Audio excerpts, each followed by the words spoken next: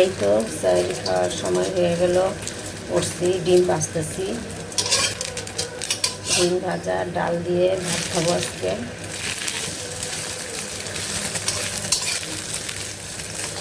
এখানে ডাল গরম করতে দিচ্ছি। ভাত শুধু আমি আর তার বাবাই খাবো, আর ওরা অন্য কিছু খাবে।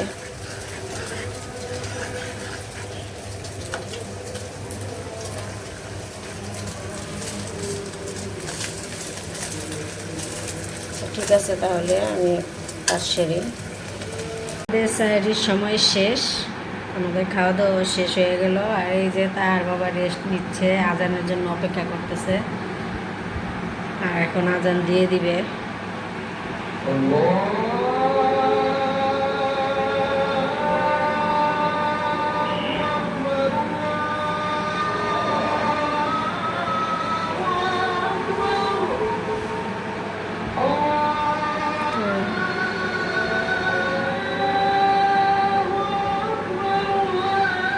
ঠিক আছে, আজান শুনি, পরে আবার কথা হবে।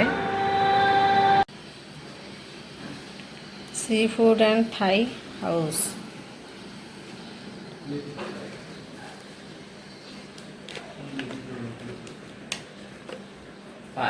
যে ইফতার দিছে তাহার বাবারে, কোথেকে দিছে? এটা হলো তোমার তারেক মেডিকেলে হয়েছে মিটিং।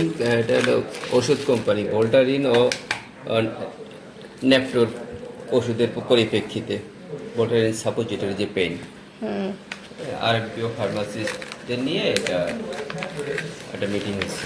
5 জন ডাক্তার, তার ভিতরে কি আছে গো, দেখুন একটু দেখান ব্যাপার আমার। আগে এটা খুলে দেখবো, আমি এটা খুলে দেখাবো না। আচ্ছা, আমি একটু খুলে দিই। মুড়ি মুড়ি এটার ভিতরে কি? এটা হলো ও ভাজা পোড়া তোমার, ঠিক আছে। অন্থন, জিলাপি, এটা খুলে দেখাই। রোল, স্প্রিং রোল, ছোলা, পেঁয়াজু। উত্তরে 7 নম্বর সেক্টর। দেখানো যায়। এই তো কি খুলবো? হ্যাঁ, খুলবো। আচ্ছা, আইটেম তো কি আছে দেখি। খেজুর, মালটা, আপেল। একজন আবার জুসও আছে।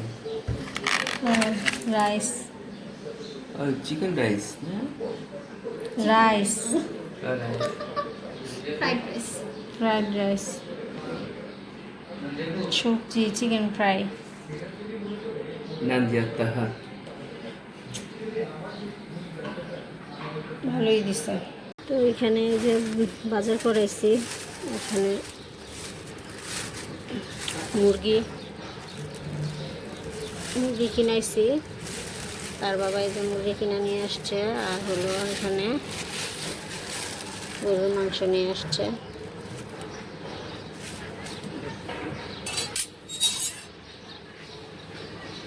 তো ঠিক আছে, তাহলে পরিষ্কার করাই। এই তো আজকে রান্না করলাম হলো ওই যে সাজনা, সরিষা দিয়ে সাজনা রান্না করলাম। আর হলো ডাল রান্না করছি, আর আলু ভাজি করছি। এই আজকের মেনু। প্রতিদিন মাছ মাংস খেতে ভালো লাগে না, মুখে স্বাদ লাগে না কিছুই, তাই ভাবলাম একটু এগুলি রান্না করি সিম্পল। তো আজান দিয়ে দিচ্ছে, খাবারগুলি গরম করতে দিচ্ছি।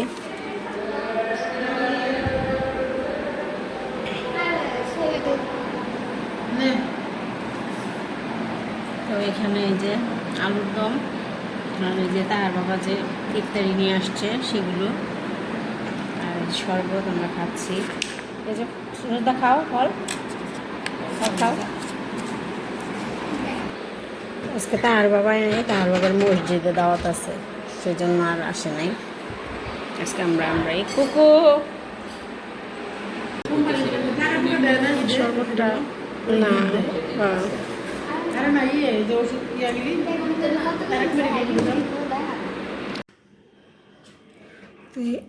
এই তো ইফতার করে উপরে চলে আসলাম, তো একটু কফি বানিয়ে নিয়েছি।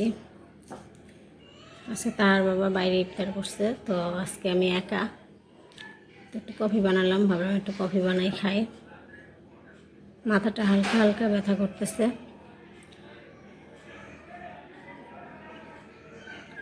তো গরম খুব।